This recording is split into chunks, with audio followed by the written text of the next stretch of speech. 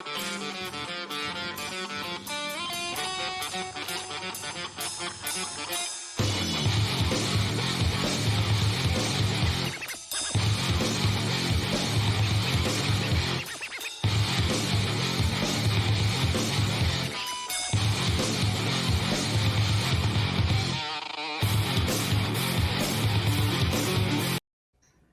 was trying to figure out, is this story talking about Dash and Bash or not? And I guess it is, because we have like billionaires getting handouts, astronomical handouts. Meanwhile, people are like penny pitching about poor people, working class people getting extra $300 a week. It's remarkable to see it.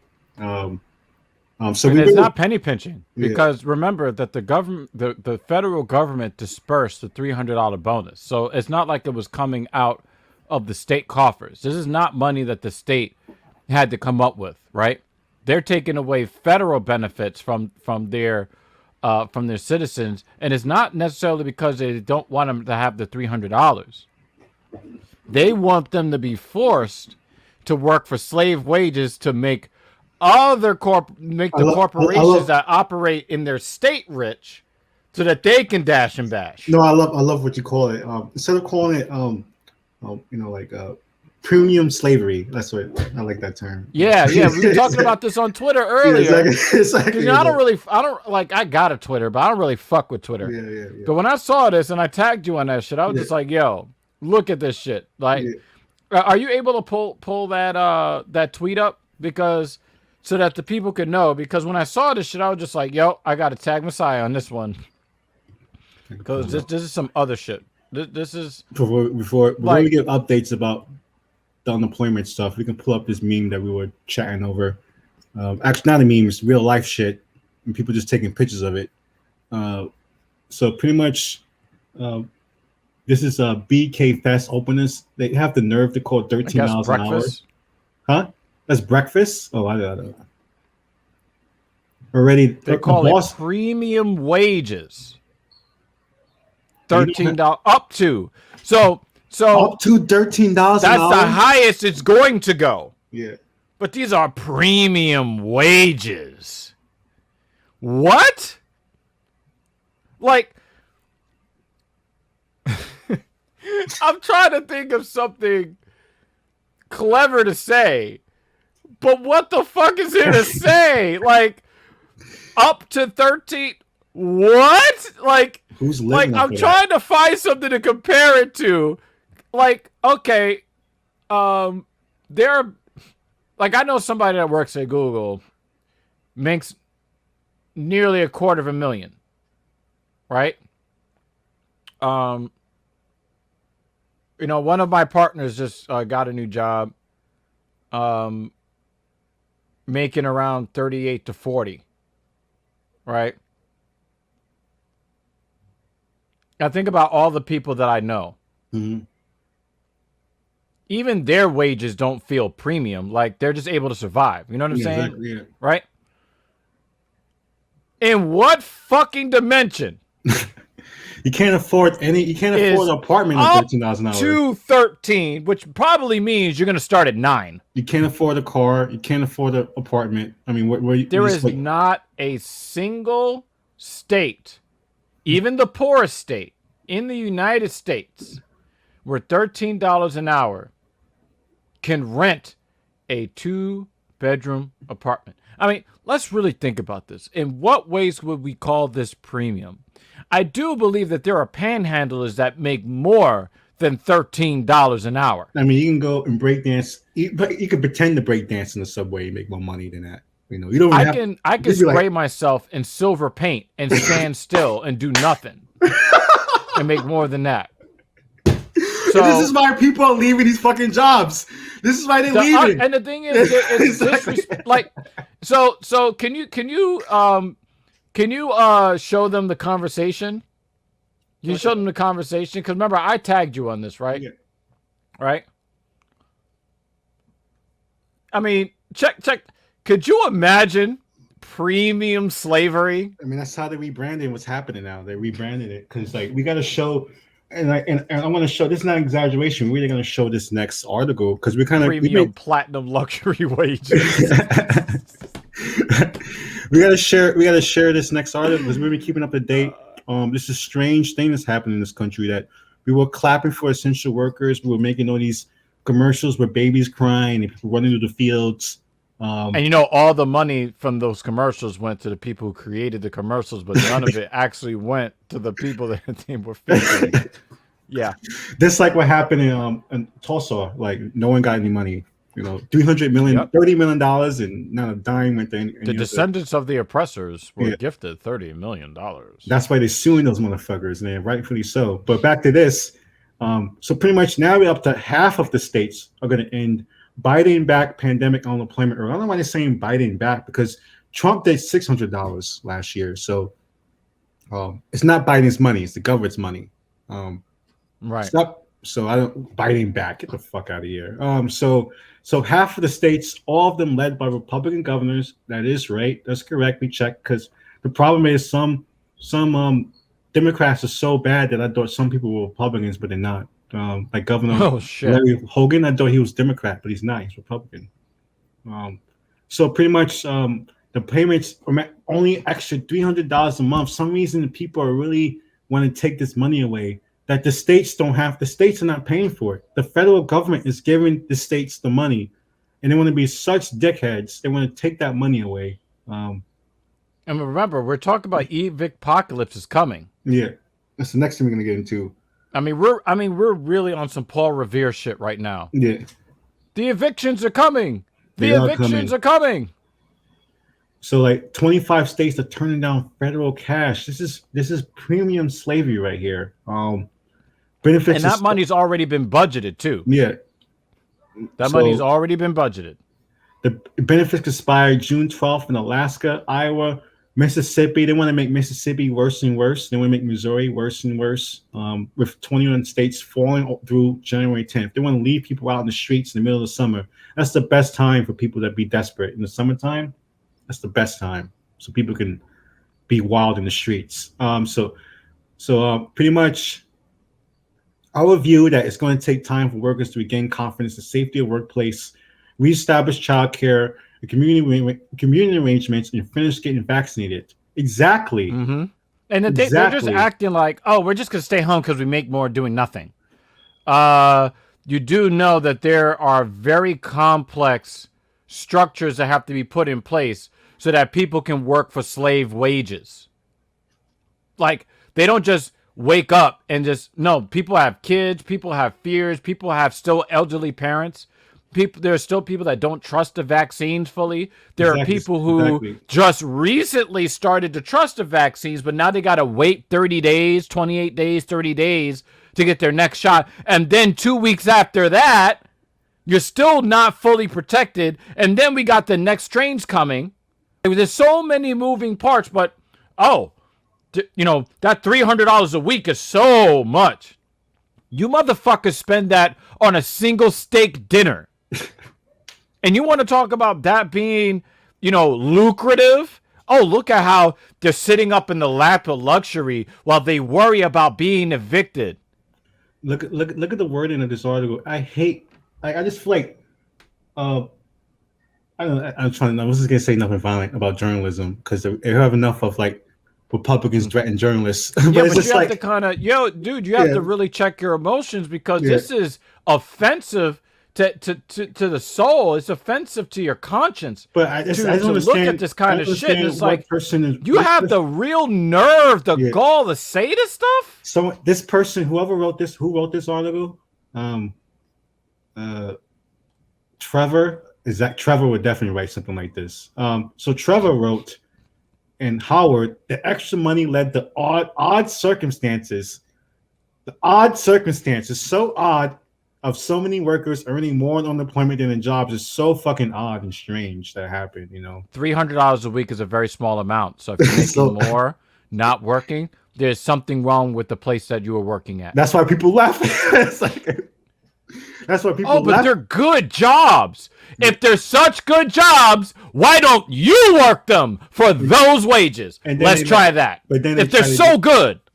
But then they try to put in the Cadillac welfare shit. Consumption have led to people spurge to new cars and appliances and feel the wave of debt defaults never occurred. So there people splurged on cars and appliances. What about Jeff Bezos? He splurged on a yacht so big that is top secret.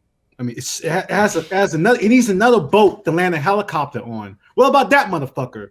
What about his splurge? You know, why are you worried about what poor people are doing all the time? You fucking weirdos. It's so weird to me. It's like me. By the way, being worried about like the cats. It's worse than you think. No, it's worse than you think, Messiah. What? It's worse than you think. What, his yacht? Because the way they framed this, right? They say consumption held up as people splurged on new cars and appliances, right? Right? Yeah. Well, the thing is that they didn't tell you which people splurged on new cars and appliances. They didn't tell you which people were able to do that. Because what people play in the stock market, because the stock market continued to rise as the American confidence in the economy fell off a fucking cliff because so many people lost their jobs, right? So you can't tell me that, $1,200 a month, which is what, $14,000 a year? You're going to tell me that's lucrative? It's lucrative. You're going to tell me $14,000 a year is whoa. Yeah. Like, people they didn't even have to eat food. They were able to buy a $50,000 car with $14,000. What? No, let's talk about all the people that played the stock market, that played with Bitcoin, right? Playing with GME and AMC. Yeah. And those people got filthy rich, and they were able to buy cars. But the people that get the $300 a week are not the people who are splurging on the new cars and the appliances. These are the people who are wondering whether or not they're going to have a place to live come August 1st. It's crazy to me that I just hate how, who are these journalists that they're hiring? They hate other people so much. Because the thing is, I've been saying this. I've been saying this about white America for a long time. White America has been doing bad for a long time from an economic standpoint. Yeah. And as long as they have other groups of people to look at to say that they're doing worse than them, then it's a point of pride. They can deal with having a subpar lifestyle as long as somebody else has it worse. So this person that works for Reuters, Mr. Trevor. Hi, Trevor. Trevor Honeycutt. Howard Snyder. Doesn't sound like black names to me. Doesn't sound like the pedigree that you find, that actually, I don't think these people know a single person. These people do not know a single person that collected any unemployment in the last year. Not only have they not collected any of this unemployment benefits, no one that they know has. Right? So they're able to sit from up on high and look down at all those people down there like, hey, wow, that $300 that I wiped my fucking ass with, oh yeah, that's so lucrative for you. But if it's so lucrative, why don't you try to live off it?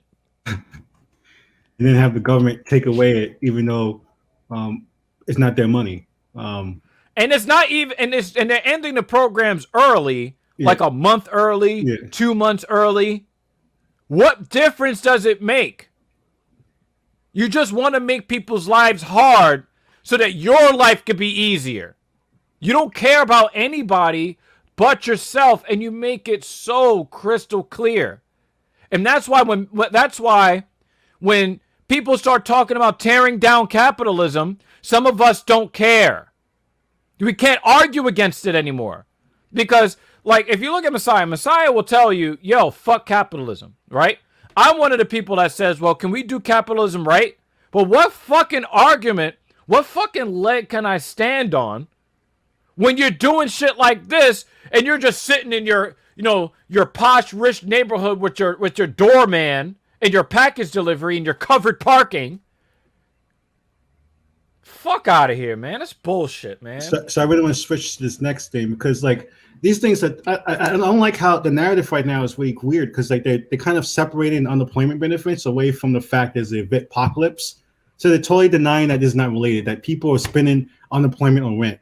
And like people are paying rent too, you know, like, and it's so weird that they're trying to divorce those two things. Because you know what? I'm definitely going to buy appliances for an apartment I'm about to get kicked out of. I'm definitely doing that. So this is wild to me how they divorce these two things about the unemployment and eviction. It's like it's not the same argument. I bet you go on TV, they're not talking about it together. They talk about it separate. It's not two. It's like two separate things. Like somehow the money is separate from people getting kicked out their houses. It's like it's so strange how they're doing this argument. And this article is the same way, but we're gonna scroll down it anyway. So pretty much. This is scary. The eviction ban expires this month, but renters still have protection in these states. So this article is really good and like point out what state you should like hopefully be safe in because like right now it's about to get wild. So pretty much what's happening here. Since September, most renters since last year, pretty much renters across have been protected from eviction. Some of the people that were protected were illegally evicted anyway. Yeah, we reported that too. Yep. So now that ban will expire in less than a month, and millions of Americans can face eviction notice on their front doors while you cut unemployment. That all works out really well to me.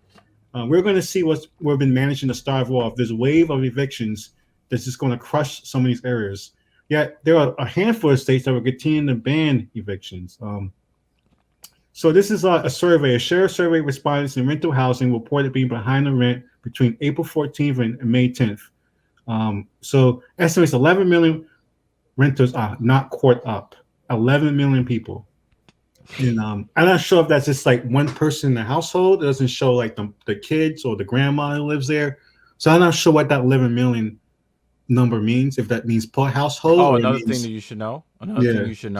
Yeah. When they're talking about 11 million renters that are not caught up, the people that are not being included in that are people who fought to get caught up, but the landlord still wants them out anyway. So even if you do end up paying the full rent, but it's late, the lease agreements in most places state that even if you do, like if you pay the rent late, like probably more than once, they have the right to terminate your lease. So even though they might estimate that it's 11 million Americans that are not caught up, but there's another portion of American renters who found a way to get the money to the landlord, but the landlord is still going to evict them anyway. And they're just as fucked. So another way tenants may find themselves protected for eviction is to receive assistance, the $45 billion pot of money, which is kind of one shitty websites that crash all the time. I've been seeing stuff like that. They're like on some janky websites that don't load properly. And it's at least 28 states programs that give out these funds bar landlords from evicting tenants for at least the period they received assistance for. In some cases, for between 30 to 90 days afterwards. Yeah, and a lot of the landlords refuse to participate in the program because they wanted to get the people out by hook or by crook, because that became their goal. Them being made financially whole so that they could pay their mortgages or whatever it was, that wasn't the point anymore. The point was to get the people out. So a lot of them didn't even participate in the programs. No, I'm not going to take that money. I don't want it now. I just want you to go. I like how you looked away. I want you to go away. I want you to go.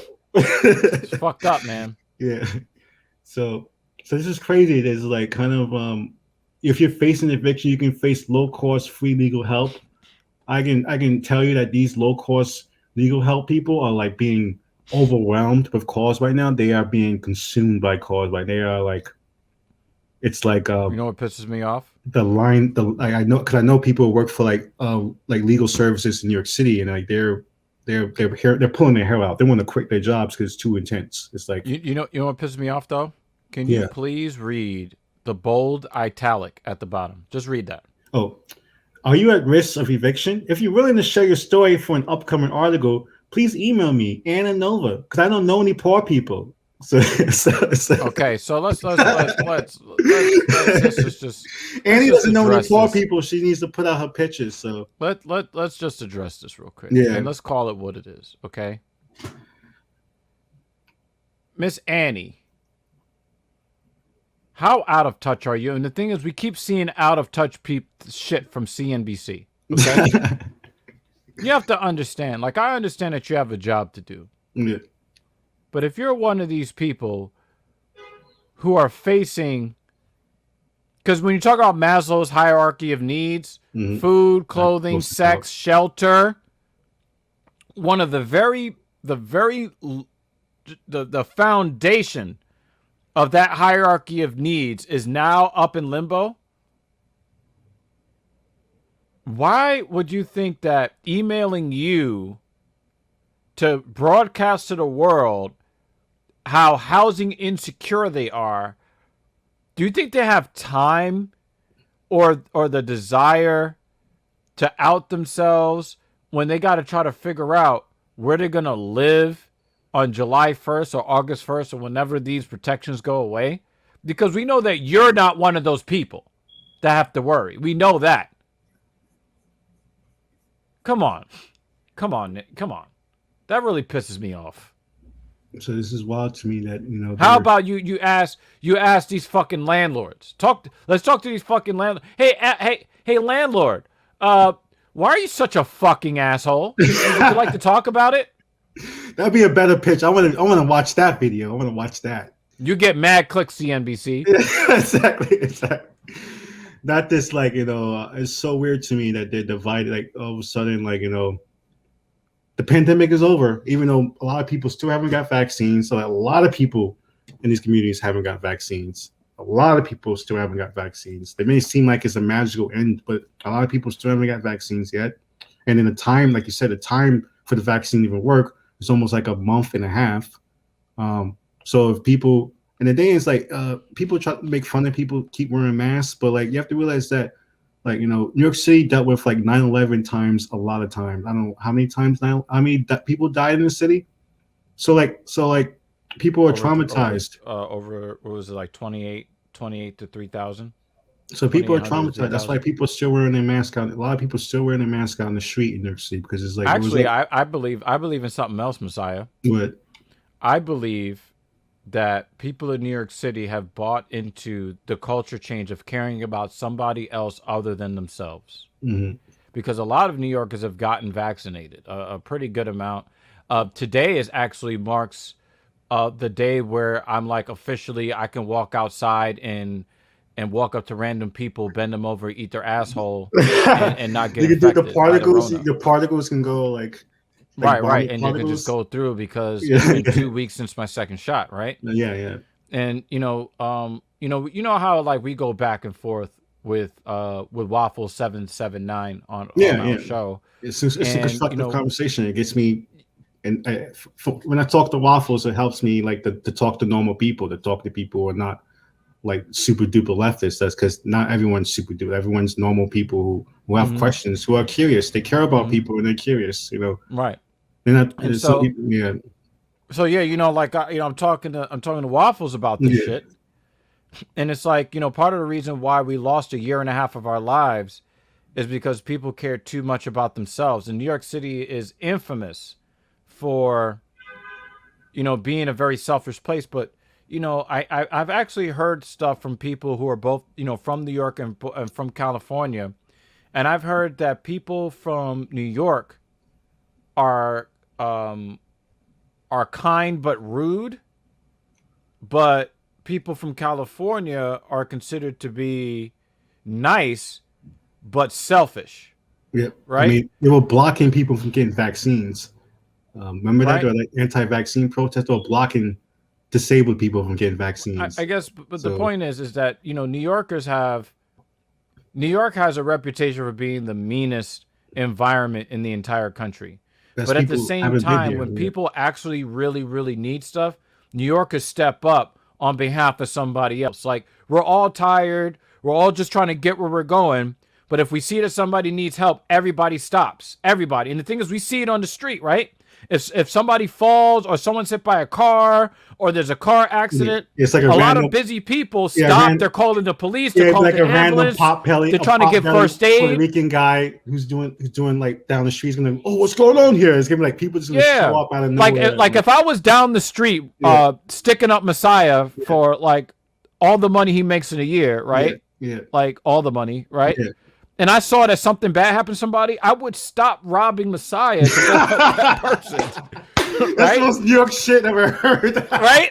You know, like, oh shit, yo, like, nah, I'll get back to you in a minute, yo. That sounds like a skit. Yo, hold that wallet for me for a second. That sounds like a skit I want to see. Like, you know, like I want to see a skit like that. Yeah, we can do that, right? We can do that, right? But the thing is that we, you know, one of the things that you could definitely say about New Yorkers, and you can probably say that maybe it's a partial 9/11 effect or residual of that, but when the chips are down and it comes to protecting other people, we do a pretty good job of saying, you know what?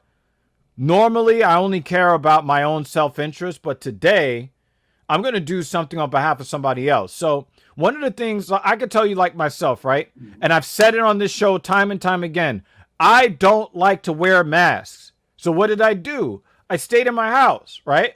But even though I'm fully vaccinated, I have dedicated myself to making sure that even after the Rona has passed, if I feel even a tickle in my throat, I'm going to take my mask out of my pocket. I'm going to carry my mask with me.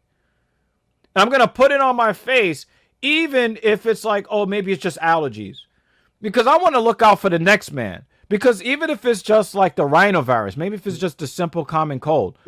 So that's going to ruin somebody else's 2 or 3 day period. It felt right? good. It felt good not having a cold for a year and a half. It felt good not having a flu for a year and a half. It felt good. Like I wasn't just like the healthiest I've been in a long time. You know, like it felt good compared to like how pale I am. I haven't gotten any sun in a year and a half, and I still haven't gotten sick. Exactly. You know, it's like so. Why people want to give that up? People just want to be dirty and nasty again. It's so weird to me. But I don't know if it's necessarily that they want to be dirty and nasty per se. Yeah. But people just want to be defiant all the time. Like you don't have to try to fight every fucking battle all the motherfucking time. And sometimes it's okay to look out for somebody other than yourself. We're fighting the dumbest battle. People are dying on the dumbest hills nowadays. The dumbest hills, man. Yeah, exactly. It's like, you know, Asian people have been wearing masks to protect other people from getting common illnesses like the flu and colds. They've been doing that shit. Early 2000s, yeah.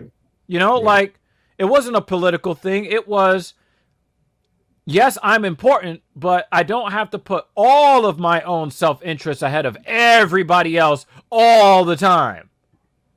You know, it's not a bad thing to look out for somebody else every now and again, people. And plus, people need to realize, I'm going to turn to this real quick before we go. The air quality in the subways before we shut down.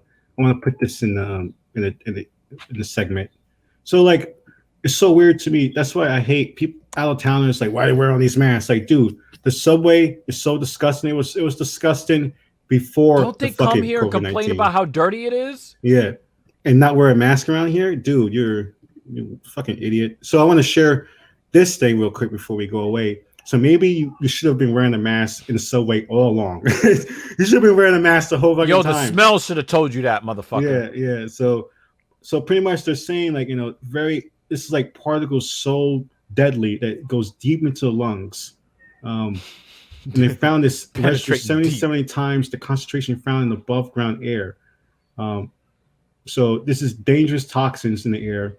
Yo, even when it doesn't actually smell like death, and it just smells like must. This says like inhaling wildfire smoke, which is a nightmare. It's like people have nightmares about that. Yo, you ever been in a subway? I know you have been, but I'm just for the sake of the show, right? I'm going to ask you. Yeah. Have you ever been in a subway at like 1:30 in the morning and the utility trains come by? Yeah. And they're not actually on the electrified track. No, yeah. But they use like some sort of diesel. They use some. It comes in like kind of comes in like loud, like the diesel engine. Yeah. Yo, Can you ever forget the smell and the feeling you feel in your lungs? Because it's bad enough you saw a train coming through the tunnel and you get happy, and then you look and it's not actually a real train. So you're already pissed off because of that. But then the fucking exhaust that it like lets out underground with no ventilation. And people ask me, well, why don't you just take the subway? Fuck you. You're being poisoned slowly down here. So says Black Power Magic Hour on Twitter, Facebook, at some point in the future, YouTube, Discord, and Dr. Genius, he's live on Twitter, Twitch, Discord, talking shit. And that's Dash and Bash with a tinge of the virus.